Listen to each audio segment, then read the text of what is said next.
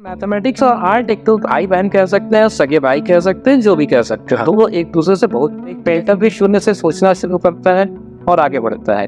उसी तरह से गणित वाला भी शून्य से सोचना शुरू करता है और आखिर में जाके शून्य में खत्म होता है। जी, तो दोनों का बहुत गहरा रिश्ता है। तो नमस्कार सर, आप हैं प्रमोद सर जी और आपका परिचय मैं चाहूँगा कि आप खुद ही दे देंगे। मेरा नाम प्रमोद शर्मा है। मैं 25-30 साल से टीचिंग के कैरियर को एज ए प्रोफेशन अपना के काम कर रहा हूँ। पढ़ा रहा हूँ बच्चों को, खुद भी पढ़ रहा हूँ इस दौरान, ये समझ। हाँ, पढ़ाई तो जिंदगी भर खत्म ही नहीं होता सर। तो मेरा मेन उद्देश्य था आपका विषय को पूछने का। बेसिकली मैथ्स पे हमारा काम ज्यादा रहा। आप मैथ्स सब्जेक्ट से है जी। और लोग सोच रहे होंगे कि ये मैथ्स सब्जेक्ट को और एक आर्ट टीचर जो है या आर्टिस्ट है, ये दोनों का कॉम्बिनेशन क्या है? बहुत गहरा रिश्ता है, बहुत गहरा रिश्ता। इस एकदम सही सवाल पूछा है मुझे।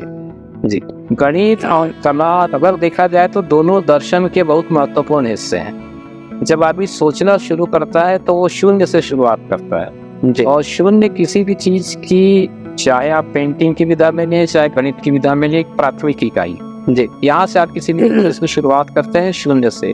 तो एक पेंटर भी शून्य से सोचना शुरू करता है और आगे बढ़ता है। उसी तरह से गणित वाला भी शून्य से सोचना शुरू करता है और आखिर में जाके शून्य में खत्म होता है। जी, तो दोनों का बहुत गहरा रिश्ता है। आपके सारे शेप्स जो है, सारे कुछ आकृतियां जो है वो गणित से ही आती हैं और गणित कहीं चित्रकला से आती है, चित्रकला कहीं गणित से आती है। जी। तो आज का ये वीडियो मैं बहुत ही दिलचस्प बनाने के लिए ही ये डिस्कस करना चाहूँगा। आज का डिस्कशन ऐसे रहेगा कि मेरे विषय यानी कि आर्ट के विषय में किस तरीके से हम गणित का प्रयोग करते हैं, उस बातों को मैं अपने वीडियो पे रखूँगा और लोग जान पाएंगे कि किस तरीके से हम एक आर्ट कलाकार जो है गणित को किस तरीके से अपने विषय पे रखते हैं। तो ये कहीं ना कहीं ये दोनों कॉम्बिनेशन लोगों को वाकई में बहुत ही दिलचस्पी लेंगे लोग सुनने के लिए। तो जैसे कि मैं एक पहला विषय बोल दे रहा हूँ। बिना गणित के अगर हम कोई ड्राइंग बनाते हैं, देखिए ड्राइंग और पेंटिंग ये मन के चिंतन है और हम अपने भावनाओं को व्यक्त करते हैं कोई भी कला से। जो चित्रकला है, पेंटिंग है, स्कल्पचर है, ग्राफिक्स है, इसको व्यक्त करने के लिए हम जब अपने कला का प्रदर्शन करते हैं, जब पेंटिंग बनाते हैं, तो उससे पहले गणित ही आता है। क्योंकि अगर हम एक लाइन शुरुआत कर रहे हैं लाइन की, तो वो line straight line, slipping line, standing line या हॉरिजॉन्टल वर्टिकल बोल सकते हैं, रिदमिक बोल सकते हैं, आप शून्य बोल सकते हैं। जैसे कि अगर शून्य को हम अंडाकार बनाएंगे तो वो शून्य नहीं होगा, मतलब सर्कल नहीं होगा। सर्कल सर्कल होता है और ओवल ओवल होता है। तो ये सब जानकारी हमको जब मिलता है या किससे मिलता है, तो वो कहेंगे मैथ्स टीचर से सबसे पहले। तो ये हो गया एक प्राथमिक स्तर। और मैं आपसे जानना चाहूँगा कि किस तरीके से आप गणित विषय के अंदर आर्ट को रखते हैं। आधा तो मेरा जवाब आपके सवाल में ही छुपा था। आपने जितना कुछ पूछा है उसी में काफी कुछ निहित है, आपने जितना जानना चाहा।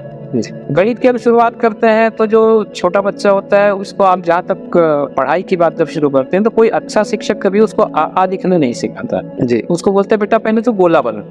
जी, गोला बना मतलब शून्य से शुरुआत हो जाती है आपकी।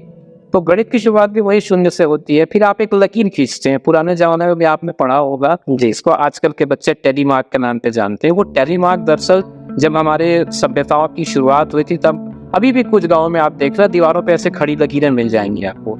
तो खड़ी लकीर 1 2 3 4 के बाद उसको क्रॉस करके 5 बनाते हैं। वो एक सिंबल हो जाता है 5 का। जी, तो मैथ्स और आपका पेंटिंग दोनों एक साथ वहाँ काम कर रहा है। जी, जी, उस खड़ी लकीर को बनाने के पीछे हर एक का अपना अपना तरीका होता है। जी, एक जो बंदा आर्टिस्टिक बंदा होगा वो उसी खड़ी लकीर को बड़े तरीके से बनाएगा, और एक जो रफ टफ सोच रहा होगा वो कैसे बनाएगा। आपको दोनों के बनाने के तरीकों को देख के समझ सकते हैं कि वहाँ पे गणित कितना लग रहा है और आर्ट कितना लग रहा है। जी, जी, तो शुरुआत तो आपकी यहीं से हो जाती है। फिर आपके पास 2 लकीर से तीसरी लकीर बनती है, तो आप वो तीनों लकीर को जोड़ के त्रिभुज बना डालते हैं। आगे बढ़े तो चतुर्भुज बना डालते हैं। फिर चतुर्भुज को आपने ऐसे खड़ा किया, चतुर्भुज को आपने एक तरफ से लात मार दिया, वही चतुर्भुज आपका समांतर चतुर्भुज हो गया, पैरेलल के नाम से जाना जाने लगा। जी, आप आर्ट में उसे एक अलग फ्रेम में यूज करते हैं। तो जब आर्ट में आप यूज करते हो सकता है उसको पैरेललोग्राम ना बोलते हो सकता है वो ओवल ना बोल सकते हो, लेकिन आप उसको यूज तो मैथमेटिकल कॉन्सेप्ट को ही कर रहे हैं। जी, जी, जिस तरह से मैथमेटिक्स और आर्ट एक तो भाई बहन कह सकते हैं, सगे भाई कह सकते हैं, जो भी कह सकते हैं। तो वो एक दूसरे से बहुत जैसे कि आपने बात उठाया कि त्रिभुज बन गया, चतुर्भुज बन गया।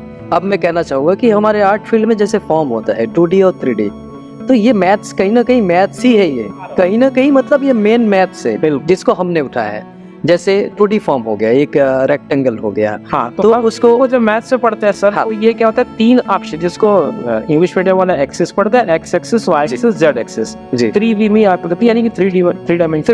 3 डायमेंशन। ये नहीं है, हमारे मैथमेटिक्स में या यूं कहें कि फिलोसफी में यूलर्स हुए थे बहुत पुराने। जी यूलर्स ने बहुत अच्छे इस पे एक्सपेरिमेंट किया और उन्होंने एक फार्मूला भी बताया कि कितने एज, कितने फेस और कितने वर्टाइजेस हो सकते हैं। जी जी कोई शेप कब 3D शेप पे आएगा, कितने शेप, कितने उसके एजेस होंगे, कितने वर्टाइजेस होंगे।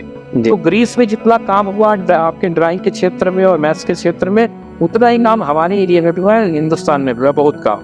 जी तो इन दोनों को अगर आप रिलेट करेंगे ना, तो 3D शेप जब आप काम करते हैं तो उसमें हम लंबाई चौड़ाई के साथ गहराई की भी कल्पना करते हैं। जी तो जो निर्देशांक ज्यामिति हम मैथ्स में पढ़ाते हैं, उसमें ये तीनों अक्षों का काम होता है, तीनों एक्सेस का काम। जी मैं अपने जो छात्र है फाइन आर्ट के, उनके लिए भी कुछ इम्पोर्टेंट सवाल आपसे करूंगा मैं।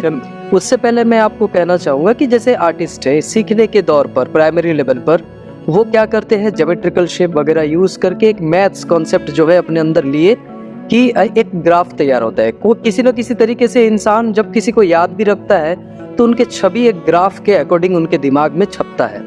जैसे कि अगर हम कोई छवि को, अगर 5 इंच के छवि को अगर हम 5 किलोमीटर के हिसाब से अगर हम कोई ड्राइंग बनाते हैं तो तब ग्राफ खींचते हैं। तो उसी तरीके से हमारा दिमाग भी कहीं ना कहीं एक ग्राफ तैयार करता है, किसी को पहचानने के लिए, किसी संख्या को पहचानने के लिए, किसी चित्र को पहचानने के लिए। तो मैं आर्टिस्ट की बात कहूँगा तो मैथ्स तो हमको यूज़ करना ही है, पर एक लेवल आ जाता है जब आर्टिस्ट प्रोफेशनली एक लेवल पे पहुंच जाता है, तब वो अपने मन की भावनाओं को व्यक्त करता है। तो उस समय उनकी आड़ी तिरछी जो लाइन्स है वो कैसे करते हैं वो मायने नहीं रखता है, वो एक अलग पार्ट हो गया।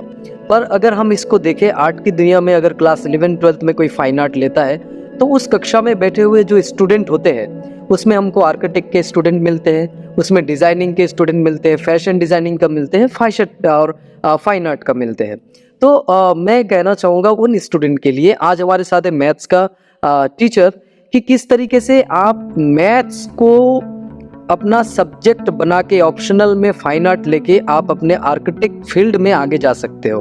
क्योंकि आप जब आगे जाओगे तो शायद मैथ्स अगर आपके पास नहीं है तो आर्किटेक्ट में एडमिशन में भी आपको प्रॉब्लम आएगा। तो इस विषय पर मैं पूरी जानकारी थोड़ा सा सर से जानना चाहूँगा। सर, अगर आपके पास जानकारी हो तो। देखिए, सीबीएसई ने तो आजकल सब्जेक्ट्स के बहुत सारे ऑप्शंस आपके लिए खोल दिए हैं। आप मैथ्स लेकर के मैथ्स के साथ आपकी इंटरेस्ट जिस फील्ड में भी है आप उस फील्ड में जा सकते हो। ड्राइंग इसमें सबसे इंपॉर्टेंट फील्ड हो सकता है, क्योंकि ड्राइंग और मैथ्स ये दोनों इमेजिनेशन की चीजें हैं।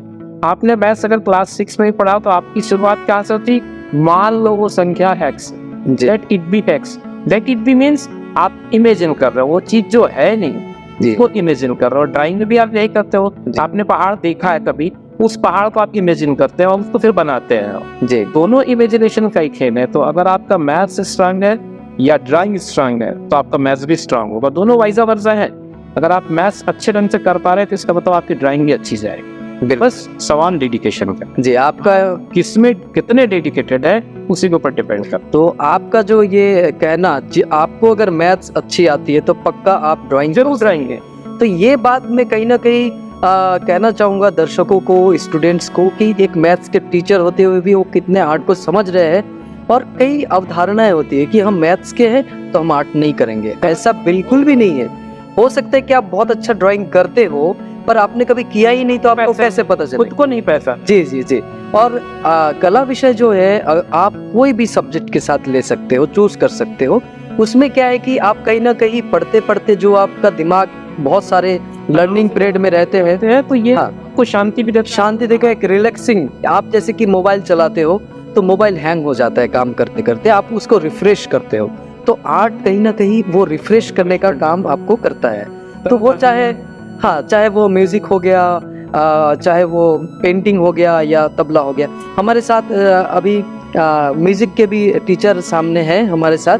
तो आप है अरविंद भारती जी, और जैसे कि अभी बात हो रहा था मैथ्स टीचर के साथ, तो मैं आपसे जानना चाहूंगा कि आपकी रुचि कैसे है कला में, और ये दोनों का कैसी दोस्ती है आपस में, बताइए। देखिए समानता है, मैं बताऊं कि म्यूजिक और आर्ट फील्ड में जैसे आपके पास कलर्स हैं, लाल पीला काला नीला, वैसे हमारे पास स्वर हैं, सा रे गा मा पा धा नी।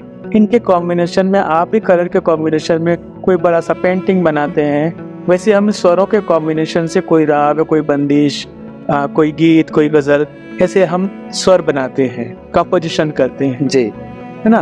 तो आप कला और हाँ संगीत कितना मिला हुआ है, कितना समानताएं हैं दोनों पे। जी जी। चूंकि हमारे साथ मैथ्स के टीचर बैठे हुए हैं, अब मैं कहना चाहूँगा कि अगर हम म्यूजिक में सारेगामापा अगर हम लर्निंग कर रहे हैं, सीख रहे हैं, तो कहीं ना कहीं एक टाइमिंग होता है उसमें, ये भी मैथ्स हो गया। स्केल का सवाल, हाँ, वो भी मैथ्स है। वो भी मैथ्स है। जगह अरविंद साहब ने बताया हाँ। 7 सुर है, तो ये 7 सुर एक जैसे आप नहीं गा सकते, आपको कब आर ऑन लेना है, कब और ऑन लेना है जी। ये कुल मिला के स्केलिंग की बात हुई। तो अगर आप गणित सही जा रहे हैं, इसका मतलब आप संगीत की सही जाएंगे। जी बिल्कुल। फिर मान के मतलब आपका टाइमिंग, आपका जो टाइमिंग है, सा से रा के बीच में जो टाइमिंग है, रा से गा का टाइमिंग है, ये फिक्स होता है। मतलब आपके रिदम या जो भी आप म्यूजिक में बोलते हैं। हमारी जो संगीत है पूरा मैथ्स पर डिपेंड रहता है। देखिए आपको पूरा घूम फिर के फिर से सम पर आना होता है। जी। तो जब आप तिहाइयां लेती हैं तो 3 तिहाई मतलब 3 बार सेम चीज, हाँ अब वो करके आप फिर से सम पर आएंगे, मतलब पहली मात्रा पर आएंगे। जी जी। तो ये टोटली मैथ्स होता है। और मैंने देखा है कि म्यूजिक के स्टूडेंट जब म्यूजिक सीखते हैं जी। तो तबला बज रहा है या कत्थक, उस समय हाथ में ताली देके 1 2 3 4 5 ऐसे कोई मीटर का संख्या है। हाँ हाँ, वो मीटर का काम करता है। जी तो टोटली मैथ्स होता है कि कितने मात्रा से आपको ताने उठना है और जी। बंदिश के साथ सम पर आना है। जी जी। तो आज जो 2 गुरुओं से मेरा मुलाकात हुआ है, तो मैंने इनका जो एक्सपीरियंस है और बच्चों का जो अवधारणा है कि कला आर्ट एक साइड पार्ट है, वो मतलब ऐसे ही, मतलब ऐसे ही ले लिए हमने, ऐसा कुछ नहीं है। आप अगर आर्ट लेते हैं, और क्यों ना आप मैथ्स के स्टूडेंट हो या बायोलॉजी के स्टूडेंट हो, आपको हर चीज में आपको कला यूज होना है। बोलते अपने स्कूल फील्ड में ऑप्शनल में अगर आपने आर्ट मिलता है, तो में आप आर्ट चूज करेंगे जी आपको न केवल आनंद आएगा, बल्कि आने वाले दिनों में आप एक बहुत बढ़िया कैरियर बना पाएंगे। जी जी जी।